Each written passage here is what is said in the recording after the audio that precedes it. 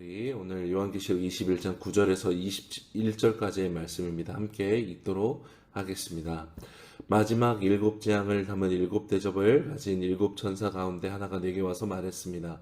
오너라, 내가 내게 신부 곧 어린 양의 아내를 보여주겠다. 그러고 나서 천사는 성령으로 나를 이끌어 크고 높은 산으로 데려가 거룩한 도성 곧 하늘에서 하나님께로부터 내려오는 예루살렘을 내게 보여주었습니다. 이 도성은 하나님의 영광으로 빛나고 이 빛은 수정처럼 빛나는 벽옥과 같았습니다. 이 도성은 크고 높은 성벽과 12대문을 가지고 있으며 이 문들에는 12천사가 지키고 있고 그 위에는 12지파의 이름들이 쓰여 있습니다. 문은 동쪽에 3개, 북쪽에 3개, 남쪽에 3개, 서쪽에 3개가 있습니다. 이 도성의 성벽은 12개의 주춧돌 위에 세워져 있는데 각 주춧돌에는 어린 양에게 속한 12사도의 12이름이 쓰여져 있습니다. 내게 말하던 천사는 그 도성과 도성의 문들과 성벽을 측량하려고 금갈대를 가지고 있었습니다. 도성은 네모 반듯해 가로와 세로야 길이가 똑같았습니다. 그는 도성을 갈대로 측량했는데 가로 세로 높이가 똑같이 12,000 스탄디온입니다. 또 천사가 도성의 성벽을 측량하니 사람의 치수로 144규빗이었는데 이는 천사의 치수이기도 했습니다. 성벽의 재료는 벽옥이며 도성은 유리같이 맑은 정금으로 지어져 있습니다. 도성 성벽의 주춧돌들은 온갖 종류의 보석으로 장식되어 있습니다. 첫째 주춧돌은 벽옥이요, 둘째는 사파이어요, 셋째는 옥수요, 넷째는 에메랄드요, 다섯째는 홍마노요, 여섯째는 홍옥이요, 일곱째는 황옥이요, 여덟째는 노곡이요, 아홉째는 다망옥이요, 열째는 비치요, 열한째는 청옥이요, 열두째는 자수정입니다. 12문은 12진주로 되어 있는데 각 문은 하나의 진주로 만들어져 있고 도성의 길은 유리같이 투명한 순금으로 되어 있습니다. 어제 본문에 이어서 21장 전체에서 하나님은 사도 요한, 곧 우리 그리스도를 믿는 모든 성도들에게 믿음을 끝까지 지킨 자들에게 예비되어진 이 어린 양의 신부로 준비된 새 예루살렘 성을 보여주고 계십니다. 어린 양이신 예수께서 어제 말씀드린 것처럼 요한복음 14장 2절에 말씀하신 약속하신 대로 초소를 예비하러 가신 그 초소를 보여주시는 것이고 그 초소를 지칭해 오늘 10절 말씀 9절과 10절에 소개하기를 어린 양의 신부가 곧 새 예루살렘 성이다라고 말하고 있습니다. 이 하나님이 예비하신 초소를 말하는데 어린 양의 신부다라고 말하고 있어요. 여러분, 유대인의 결혼 문화를 생각해 보면 주님께서 이 성을 신부라고 소개하는 그 의무가 더 풍성해집니다. 유대인은 실제로 결혼하기 전에 정혼을 맺습니다. 지금의 약혼과 유사하지만 더 강력한 결속과 어떤 의무를 갖게 됩니다. 정혼을 먼저 맺고 실제 결혼하기 전까지 곧 부모가 완전히 승인할 때까지의 시간을 갖게 됩니다. 결혼 당사자들은 경혼을 맺은 후에는 특히 여성은 성적 순결을 포함해서 정혼한 여인으로서의 고결함을 지키는 것이 굉장히 중요하고 필수적입니다.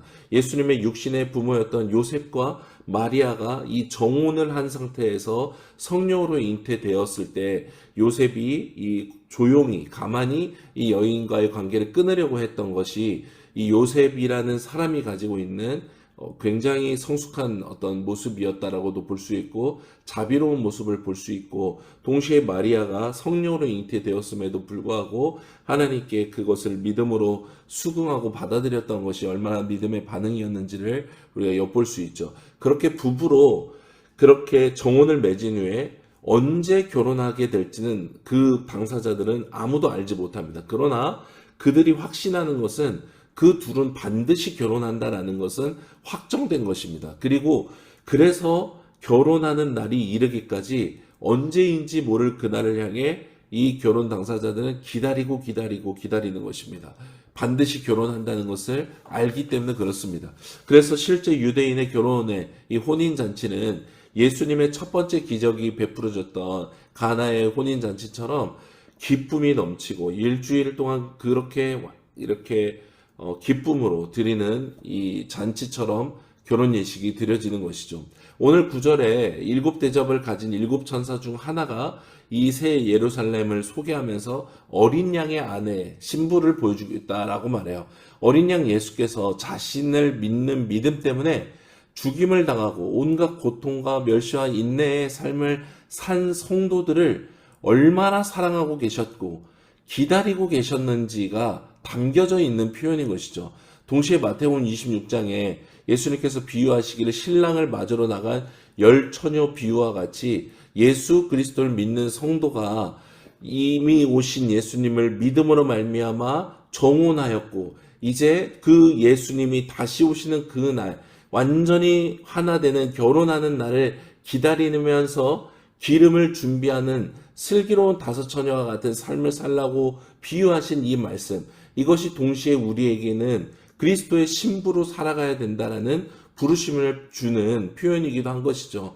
예수님께서 우리를 위해 신부인 새 예루살렘 성을 기다리고 사랑하여 준비하셨듯이 성도인 우리도 예수님의 신부로서 예수님과 정혼한 자로서 순결함을 지키고 거룩함을 지켜 예수님을 만나 온전히 하나 되는 그 날까지 기꺼이 신부로서 살도록 우리를 부르셨다라는 그런 의미들이 담겨져 있는 것이죠. 또 하나 중요한 것은 9절의 새 예루살렘 성을 어린 양의 신부라고 소개하는 이유가 있습니다. 9절에 거룩한 도성 예루살렘을 소개하는 천사를 지금 정확하게 설명해 주고 있죠. 마지막 7재앙을 담은 7대접을 가진 7천사 가운데 하나가 이 성을 소개하고 있어요. 여러분, 이 천사는 소개하는 방식을 보면 10절장에 가면 음녀를 소개했던, 그리고 19장에 이 어린 양에게 심판을 받는 이걸 소개하는 천사를 소개하는 방식과 유사합니다. 그 천사와, 그러니까 음녀를 소개했던 천사와 같은 천사일 수도 있고, 그 7의 천사 중에 다른 천사일 수도 있지만, 똑같이 지금 하나님께서는 음녀를 소개하는 방식과 같이 신부인, 어린 양의 신부인 새 예루살렘 성을 소개하는 것을 같은 형식 가운데 두고 소개하고 계신다는 거죠. 그러니까 하나님은 음녀와 어린 양의 아내를 대조해서 지금 보여주고 계신다는 것입니다. 음녀는 사탄의 권세 아래에 있는 큰 성 바벨론을 의미했죠. 어린 양의 아내는 성도들을 위해 예배된 거룩한 성 예루살렘을 의미합니다. 이런 이유로 어린 양의 아내는 거룩한 성 예루살렘으로 표현되는 것이고, 이 표현이 갖는 진짜 의미는 어린 양이신 예수 그리스도를 믿는 성도 한 사람 한 사람이 곧 교회이자 어린 양의 신부이자 새 예루살렘 성에 들어가게 된다라는 것을 우리에게 보여주고 있는 것입니다. 결국 음녀로 지칭되고 있는 큰 성 바벨론을 사랑하고 그 성이 전부인 것처럼 살아가는 인생을 살 것이냐, 아니면 어린 양의 아내로서 순결함과 거룩함을 지켜 거룩한 성 예루살렘에 들어가는 인생을 살 것이냐라는 것을 대조하며 우리에게 믿음으로 살 것을 촉구하고 있다라는 것을 알 수 있습니다. 이제 10장을 넘어서면 요한에게 천사가 이 성을 소개시켜주면서 보여주면서 굉장히 자세하게 이 성에 대해서 비유하고 있습니다. 11절을 보면 이 도성은 하나님의 영광으로 빛나고 이 빛은 수정처럼 빛나는 벽옥과 같았다라고 말씀하고, 18에서 21절을 보면 성의 재료와 내 외부의 온갖 종류의 보석과 진주와 순금으로 이루어진 아름다운 성이었다라는 것을 우리에게 말해주고 있어요.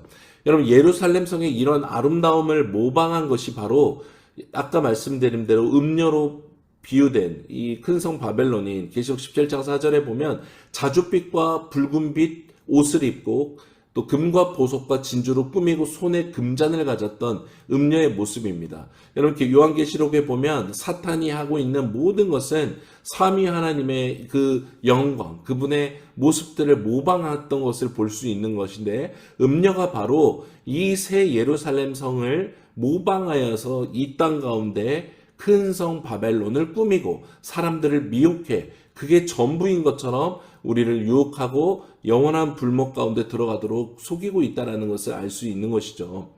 그러나 사탄이 여태껏 그랬듯이 음녀 또한 하나님의 도성 예루살렘 성에 전혀 미치지 못합니다. 세상 사람이 보기에 음녀가 가져다주는 권세와 치장, 이 바벨론의 영광은 감탄을 자아낼 것 같고 막 너무나 멋지고, 우리가 예를 들면 두바이에 있는 그 높은 건물들을 봐도 거기에 있는 어떤 영화가 영원할 것처럼 감탄을 자아내게 되지만, 모든 것의 근원이요 시작과 끝이신 하나님의 영광에는 감히 비교낼 수 없는, 흉내낼 수도 없는 것에 불과한 것이죠.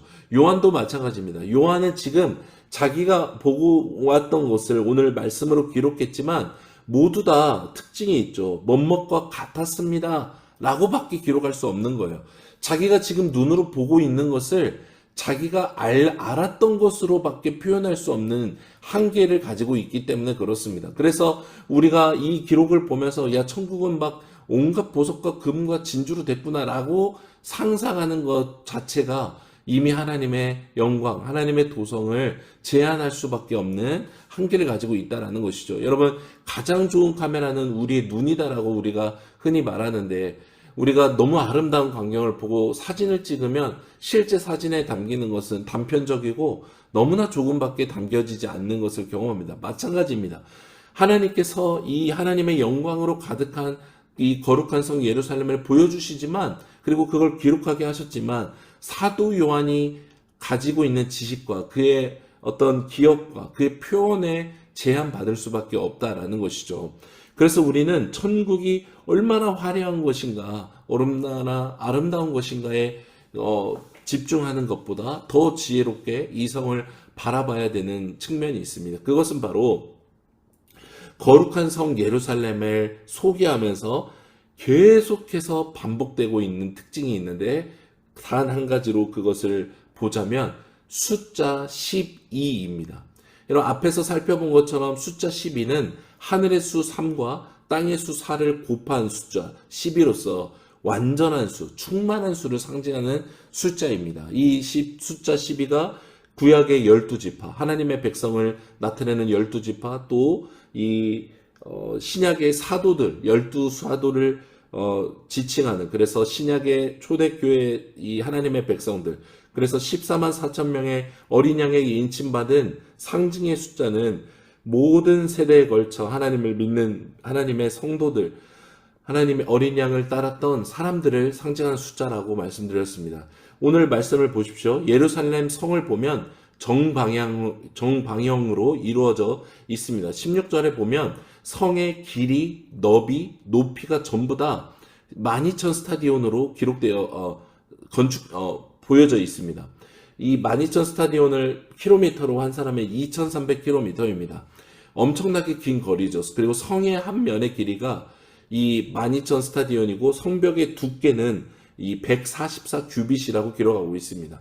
144도 12, 12를 곱한, 아까 말씀드린 대로 구약의 12지파, 신약의 12사도를 상징하는 12를 곱한 144 규빗이라는 것을 알 수 있죠. 그리고 각 면에는 동서남북 13절에 보면 3개의 문씩이 있습니다. 여러분, 2,300km가 한 면인데 문이 거기에 3개밖에 없다면, 여러분, 이 건축물로서의 이 문의 개수로는 너무나 부족하죠. 문이 아무리 크다고 해도 2,300km인데 문을 3개밖에 만들지 않았다면 기능적으로는 말이 안 됩니다. 여러분, 우리가 그랜드 모스크를 가보면 엄청나게 큰 성이지만 사람들이 이 성을 드나들 때 불편하거나 답답하지 않는 이유가 있습니다. 그것은 여러 가지 많은 기둥을 세워서 모든 사람들이 모든 방향에서 드나들 수 있도록 열어뒀기 때문이죠. 그래서 우리가 알 수 있는 건 뭐냐면 12,000 스타디온의 길이, 그리고 144 규빗의 이 성벽의 두께, 어린 양의 인침받은 이 숫자 14만 4천과 이 같은 이 144의 규빗, 이런 것들을 통해서 문의 숫자의 이 각 3개의 합이 12개라는 것, 그 문을 지키는 12천사, 그리고 그 위에 쓰여져 있는 12지파의 이름들, 문을 장식한 12개의 진주, 성벽의 주춧돌의 수가 12개라는 것, 주춧돌의 어린 양에게 속한 12사도의 12 이름이 쓰여졌다는 것. 지금 하나님은 요한에게 의도적으로 12이라는 숫자를 반복해서 사용하고 있는 것입니다. 곧 하나님이 예배하신 이 새 예루살렘 성은 숫자 12로 가득 차 있는 것입니다. 그래서 문이 진짜 3개이냐, 이게 중요한 게 아니라 이 성 자체가 하나님의 임재로 충만한 완전한 도성이라는 것을 우리에게 말씀해주고 있다는 것입니다. 여러분, 숫자 12로 가득한 성의 특징이 뭐냐? 11절 말씀에 하나님의 영광으로 빛나는 도성이라고 말하고 있어요. 하나님이 그곳에 계시기 때문에 그분의 임재로 말미암는 영광이 가득하기 때문에, 완전하고 충만하신 그분의 임재로 말미암아 거룩한 성 예루살렘의 특징은 화려하다, 뭐 보석이 많다 이런 차원이 아니라 하나님의 영광이 가득한 성이다라는 것입니다. 그것을 알 수 있는 것이 성이 아까 말씀드린 대로 정방형으로 지어졌다라는 거예요. 길이, 넓이, 높이가 똑같은 마니천 스타디온. 여러분 성경의 정방형 구조물은 딱 하나 나오는 게 지성소입니다. 성막의 지성소, 가장 거룩한 장소, 하나님이 임하셨던 장소, 구별하셨던 장소가 지성소이죠. 하늘에 있는 모형으로 모세에게 짓게 하신 지성소가 바로 정방형이었고, 실제로 이스라엘 백성이 제사를 드릴 때 하나님께서 성막 가운데 지성소에 임하셨죠. 여러분 새 예루살렘 성이 정방형이요, 하나님의 영광의 빛으로 빛나고 있다는 것은 성막 지성소에 인간의 죄로 인해 제한적으로만 임하실 수밖에 없었던 하나님께서 이제는 우리가 그날 새 예루살렘 성에 들어가면 완전한 충만으로 계신 새 예루살렘 성의 좌정에 계시고 우리가 그 성에 들어가게 된다라는 것을 보여주는 것이죠. 곧 성막의 지성소는 이 하늘에 있는 새 예루살렘, 이 거룩한 도성의 모형이었던 것입니다. 새 예루살렘은 그 자체가 거대한 지성소이고 하나님이 거하시는 곳, 곧 하나님의 임재 초소라는 것을 알 수 있습니다. 여기서 놀라운 것은 무엇입니까? 왜 새 예루살렘이 되는 것인가? 옛 성막, 곧 옛 예루살렘에서 이스라엘 백성들은 성막에 개인들이 드나들 수 없었어요. 죄로 인해서 하나님의 영광 가운데 죽임을 당할 수밖에 없었기 때문이죠. 그분의 거룩이 가져오는 영광이었습니다. 그러나 하나님께서 이 이스라엘 백성과 함께 거하시기 위해 부분적으로 하나님의 율법을 주시며 동시에 성막 제사 제도를 주시면서 이스라엘 백성과 함께 거하시기로 결정하신 것인데, 그래서 오직 대제사장만이 1년에 딱 한 번 까다롭게 주신 정결 예식을 치루어서 들어갈 수 있도록 제정하셨어요. 그러나 새 예루살렘 성은 어떻습니까? 성도가 들어갑니다. 예수의 피를 힘입어 들어갑니다. 예수를 옷 입고 하나님의 혼인잔치에 들어가는 것입니다. 이 하나님의 영광의 빛 앞에 죄인에게 이 빛은 심판과 저주의 빛이지만 성도들은 기쁨과 영광의 빛으로 이 성에 들어가게 되는 것입니다. 사랑하는 성도 여러분, 오늘 말씀을 보면 새 예루살렘 성은 장소적 개념이 아니라 존재적 개념을 가지고 있는 성이라는 것을 말씀해주고 있어요. 화려함을 묘사하고는 있어요. 홍마노, 황옥, 노곡, 다마목 여러 보석들을 묘사해요. 여러분 그랜드 모스크 가보시면 기둥들이 되게 많은데 실제로 꽃무늬 장식을 이루고 있는 그 기둥의 장식에 홍마노와 같은 이 보석들이 실제 들어가 있어요. 그렇지만 우리가 사랑하는 가족, 친구, 부모, 한국에서 온 분들을 모시고 모스크에 가면 처음에는 그 규모에 압도당하고 감탄을 자아내지만 사실은 거기에 얼마나 많은 보석이 있고 금으로 도장이 되어 있고 카펫이 제일 크고 뭐 스왈롭스키 뭐 크리스탈이 몇 개가 박혀 있고 사실 아무 상관이 없어요. 나랑 지금 함께하고 있는 이 사람이 가장 중요하거든요. 이 사람과 여기를 함께 그냥 산책하고 있는 것이 가장 좋은 것이지 건물의 화려함은 사실 잠시뿐입니다. 마치 이와 같아요. 주님은 지금 이 성이 얼마나 영화로운지 아름다운지도 보여주십니다. 하나님의 영광이니 당연히 완벽할 수밖에 없을 것입니다. 그러나 주님이 진짜로 우리에게 말해주시고 싶은 것은 무엇입니까?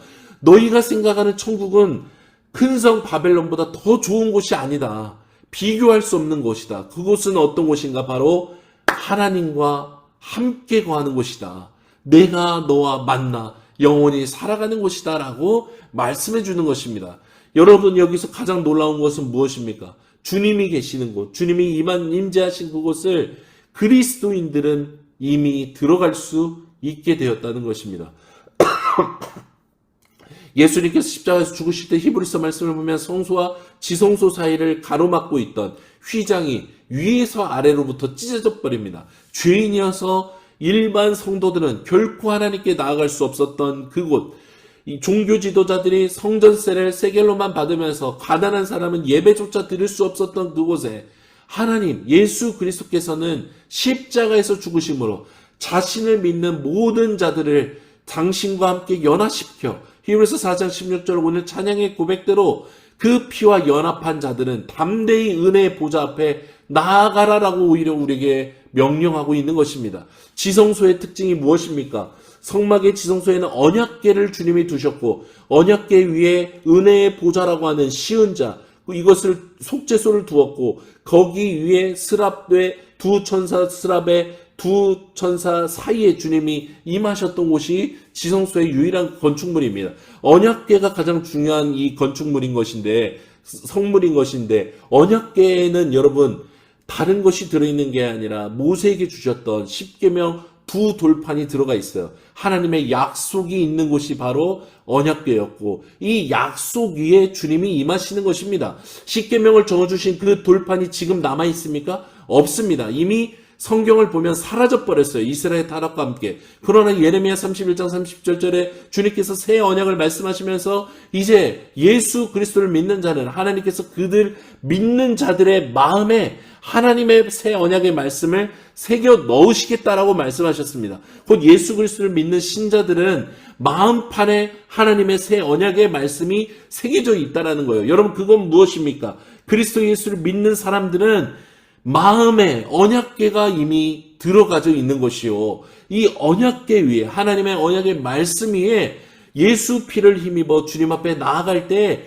주님이 우리의 마음 가운데 임하시는 거룩한 성 예루살렘이 완전하게 임하는 그날 이전에 이미 우리 마음 가운데 주님이 임하시는 놀라우신 은혜를 이루셨다라는 것입니다. 여러분 이것이 바로 이미와 아직 사이를 살아가는 성도가 하나님을 만나는 방법으로 하나님이 우리에게 허락하신 것이요. 성도는 이미 하나님의 나라를 죽어서 가는 것이 아니라 부분적이고 제한적이지만 이 땅 가운데서 하나님의 나라를 경험하고 하나님의 임재를 경험할 수 있도록 은혜를 베푸셨다라는 것입니다. 물론 우리의 감정으로나 감각적으로는 때로 이것을 느끼지 못할 때도 많을 것입니다. 우리가 하나님의 이 임재 초소에 들어가면 무조건 기쁘고 무조건 회복되고 무조건 눈물이 나야 될 것 같지만 그러지 않을 때도 많을 것입니다. 이미와 아직 사이를 살기 때문에 그렇습니다. 다윗처럼 탄식할 때가 더 많을 수도 있고 눈물 지을 때가 더 많을 수도 있고 어떠한 감정적 응답을 받지 못한 것 같은 느낌이 들 때도 많을 것입니다. 그러나 진리가 무엇입니까? 하나님의 약속의 말씀은 무엇입니까? 주님께 담대히 나아가라는 것입니다. 그곳에서 내가 너를 만나고 주님께서 우리를 위로하실 거라는 것입니다. 여러분 주님이 말씀하셨기에 이것이 진리인 것입니다. 우리가 비록 지금은 눈으로 새 예루살렘을 보지 못하지만 영으로는 우리는 새 예루살렘으로 임하시는 하나님의 영광의 빛을 볼 수 있고 그분의 성 안에 들어가 안식할 수 있는 것입니다. 사랑하는 여러분 하나님께서 사도에게 새 예루살렘을 보여주신 이유가 무엇이겠습니까? 야 너희 조금만 참으면 내가 비교도 안 되는 더 좋은 집을 줄게 이렇게 말씀하시기에 이런 것을 보여주신 것입니까? 아닙니다. 너희 마음판에 새겨진 나의 약속을 기억하라. 그 약속을 보증하기 위해 흘린 예수의 피를 생명을 걸고 흘린 이 피, 이 약속을 반드시 지키시는 충신과 진실의 예수님을 붙들라라고 말씀하신 것입니다. 오늘 죽을 것 같은 어려움과 배고픔과 두려움이 있을지라도 은혜의 보좌 앞에 나아가는 것을 멈추지 말라. 내가 너와 함께하고 있다라고 주님이 말씀하시는 거예요. 여러분 천국은 죽어서 가는 곳이 아닙니다. 더 좋은 곳에 가는 것이 아닙니다. 예수 그리스도를 믿음으로 가장 좋은 주님의 나라가 이미 우리 가운데 시작되었습니다. 아직 완성되지 않았을 뿐입니다. 그래서 오늘을 천국으로 사는 것이 그리스도인의 삶인 것입니다. 이미와 아직을 살기 때문에 심령이 가난하고 고달프고 애처롭고 줄이고 목마르고 애통하지만 영으로는 이미 왕이신 주님과 함께 계시기에 있기에 그분의 언약이 새겨졌기에 영원한 하나님의 나라가 이미 성취되었기에 주의 성령이 함께 하시기에 승리의 노래를 부르고 믿음의 찬가를 부르며 하루하루를 전진해 나아갈 수 있게 된 것입니다. 그렇게 오늘의 삶에서 주님과 동행하는 사람, 하나님의 영광 가운데 살아가는 사람, 하나님의 통치 아래 살아가는 사람만이 새 예루살렘에 들어가도록 믿음을 지킬 수 있는 것입니다. 얼마 전에 저희 어머니가 심장이 좋지 않다는 소식을 들었습니다. 원래 조금 더 불편하셨는데 많이 더 좋지 않다는 소식을 들어서 많이 놀랐습니다. 그래서 뵙고 싶고 위로해드리고 싶었습니다. 사랑하기 때문에 뵙고 싶은 것이죠. 가고 싶어서 가고 싶고 위로해드리고 싶은 것이죠. 여러분도 마찬가지일 것입니다. 자녀이건 부모이건 사랑하는 사람을 위해서 여러분 만날 수 없는 환경에 있기 때문에 만나는 그 날을 기다리면서 오늘을 살지 않겠습니까? 오늘을 살되 대충 살지 않고 만나는 그 날을 위해 더욱 신실하게 살아가는 것이 당연한 것이 아니겠습니까? 그 날을 고대함으로 오늘을 신실하게 사는 것, 이것은 바로 사랑하기 때문에 그런 것입니다. 마찬가지입니다. 우리를 사랑하시는 주님이 당신의 신부인 이 거룩한 도성 예루살렘을 준비하셨습니다. 그리고 주님이 오십니다. 그 날을 고대함으로 이 세상 가운데 살지만 하늘에 속한 우리도 이 사랑을 가지고 믿음으로 살아가는 것이죠. 주님의 말씀하셨습니다. 내 양은 내 음성을 알고 내 음성을 따른다라고 말씀하셨습니다. 오늘 어린 양의 음성을 듣고 따라가는 하나님의 이 양이 되기를 원합니다. 주님이 우리를 사랑하십니다. 이 사랑 안에 거하며 살아가는 우리 모두가 되기를 간절히 소망합니다.